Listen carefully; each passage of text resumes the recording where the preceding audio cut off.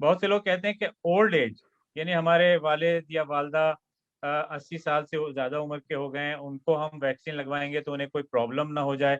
और दूसरा सवाल उसके बाद जवाब दीजिएगा, खास तौर पे जो पूछा जा रहा है वो ये प्रेगनेंसी में और ब्रेस्ट फीडिंग में खवातीन को क्या ये वैक्सीन कॉन्ट्राइंडिकेटेड है, लगवाना चाहिए या नहीं? तो प्लीज़ जवाब दीजिएगा डॉक्टर अजीज। जी, जी बिल्कुल। तो देखिए ओल्ड एज जो बुढ़ापे वाले लोग हैं उनमें ये वैक्सीन लगाने से उनको कोई एक्स्ट्रा एडवर्स इफ़ेक्ट्स नहीं होंगे, मासिवाय जो एडवर्स इफ़ेक्ट्स या साइड इफ़ेक्ट एक वैक्सीन लगने से आप सबको पता है कि हल्का-सा बुखार या वैक्सीन जिस जगह लगती है उस वक़्त वहाँ दर्द या हल्की सूजन आ जाती है। लेकिन इससे बढ़ के कोई ओल्ड एज में और ज़्यादा साइड इफ़ेक्ट्स देखे नहीं गए और ना ही कोई स्टडीज़ में रिपोर्ट हुए हैं। तो इसलिए उनको भी जो है ना वो बिल्कुल ज़रूरी वैक्सीन लगवानी चाहिए। उनको भी बहुत ज़रूरत है इसकी, बिकॉज़ उनमें भी बीमारी बहुत ज़्यादा सीवियर हो सकती है। हाँ, अलबत्ता कुछ लोग ये शिकायत करते हैं कि जी ओल्ड एज को हमने वैक्सीन लगाई और उसके बावजूद भी उनको कोविड हो गया। तो ये जितने भी जो ग्रुप्स आपने पहले जिनका ज़िक्र किया, बीमारियों वाले या ओल्ड एज वाले, उनमें वैक्सीन से जो इम्यून रिस्पॉन्स होता है, जैसे अभी प्रोफ़ेसर रफ़ीक साहब बता रहे थे कि क़ुव्वत मुदाफ़ियत पैदा होती है, वो क़ुव्वत मुदाफ़ियत पैदा होने की सलाहियत कम होती है, तो शायद एफ़िकेसी 100% ना हो वैक्सीन से, लेकिन कोई एक्स्ट्रा साइड इफ़ेक्ट्स बिल्कुल भी नहीं है और उनको भी लगाना बहुत ही ज़रूरी है। दूसरा सवाल आपने किया कि प्रेगनेंसी में क्या वैक्सीन्स लगानी चाहिए या नहीं लगानी चाहिए। तो अभी जैसे कि मुख्तलिफ़ किस्म की वैक्सीन्स हमारे पास अवेलेबल हैं और उनमें कुछ जो है ना वो इनएक्टिवेटेड वैक्सीन्स हैं, कुछ वायरल वेक्टर वैक्सीन्स हैं और कुछ अभी मैसेंजर आरएनए भी पाकिस्तान में अवेलेबल हो गई है।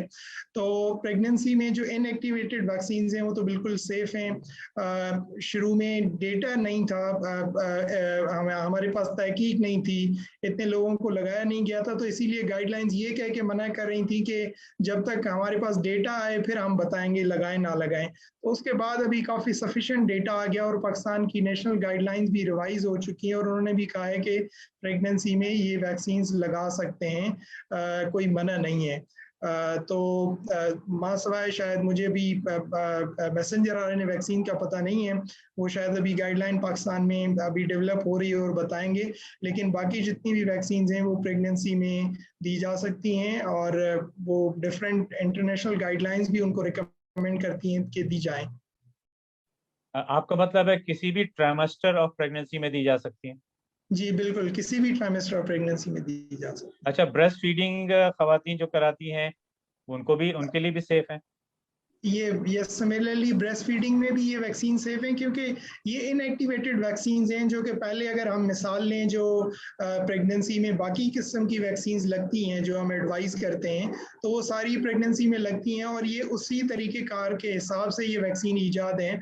तो एज सच इन वैक्सीन से कोई ख़तरा नहीं है इन प्रेगनेंसी और ब्रेस्ट फीडिंग। तो दे आर इक्वली इफेक्टिव और रिकमेंडेड भी हैं कि लगानी चाहिए। और अब हमारी पाकिस्तान की गाइडलाइंस भी इस चीज़ को जो है ना कह रही हैं कि बिल्कुल लगा देनी चाहिए। कोई एक्स्ट्रा एडवर्स इफेक्ट्स पूरी दुनिया में भी नहीं देखे गए और यहाँ पाकिस्तान में भी अगर किसी को लगी है तो मैंने अभी तक सुना नहीं है, यहाँ कोई रिपोर्ट नहीं हुआ कि कोई एडवर्स इफेक्ट्स हुआ। बल्कि यूं कहिए कि प्रेग्नेंट प्रेग्नेंट खवातीन जिनको कोविड हुआ उनके अंदर बहुत सीरियस डिजीज देखने में आई है।